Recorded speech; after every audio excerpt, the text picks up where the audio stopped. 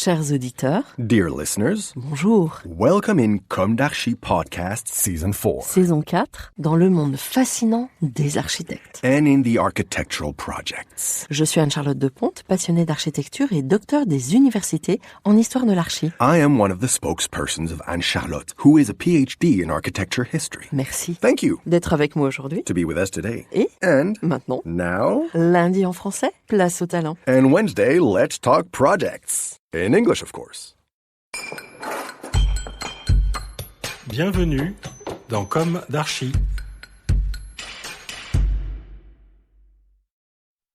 Chers auditeurs, ravis de vous retrouver aujourd'hui en compagnie de Ronald Sirio. Bonjour Ronald.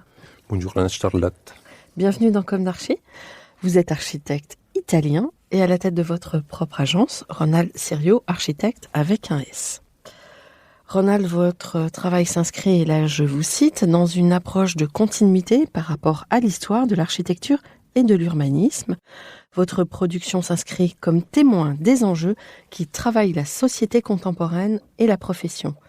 La responsabilité sociale notamment, qui conduit à favoriser les matériaux biosourcés, les dispositifs bioclimatiques, mais aussi l'économie du foncier et de la matière, ou encore la nécessité de réguler la place de la voiture dans l'espace urbain, l'attention portée à l'existant, qu'il s'agisse d'urbain ou de bâti, et enfin le besoin d'établir une nouvelle alliance avec la nature. Vous et vos équipes êtes sensibles, je cite à nouveau, au souffle des grands paysages. Je trouve que c'est une très belle expression.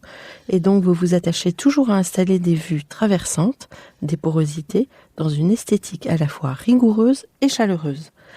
Il semble aussi, et je tenais à le préciser, que votre histoire a croisé celle de Paul Chemetov. C'est ça ? C'est bien le cas, oui, tout à fait. Oui. Vous allez nous parler de ça, peut-être on va y revenir. Évidemment, oui. Voilà. Donc on va commencer par le début. Quel est votre parcours ? Quelle a été votre jeunesse ? Où s'est ancrée votre envie d'architecture ? Et quelles ont été vos études ? Peut-être que naturellement vous enchaînerez sur le commencement de votre activité d'architecte, mais je vous laisse dérouler la partie biographique. Je vous en prie. On le reconnaît sans doute l'accent, pas trop prénom, parce qu'il reste quand même anglophone, donc on pourrait se dire que je viens d'ailleurs.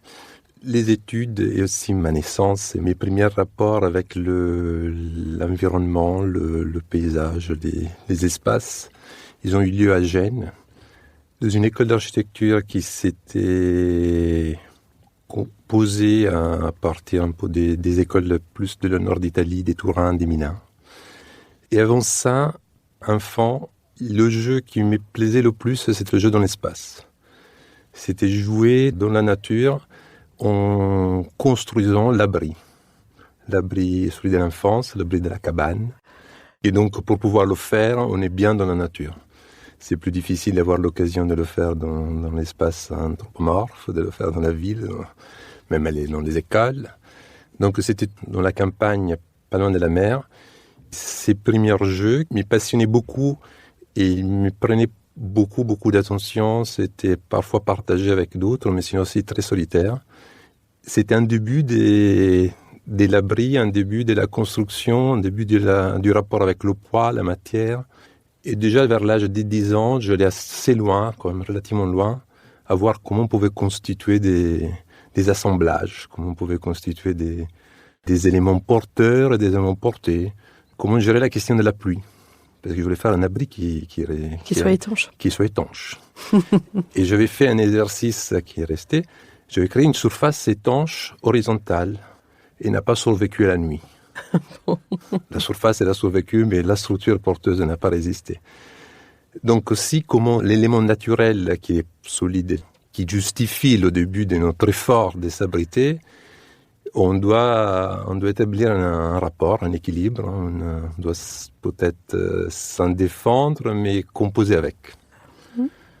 Ça, c'était la toute jeunesse. Après, j'ai pu faire, la jeunesse, l'enfance. En jeunesse, j'ai fait des études d'art.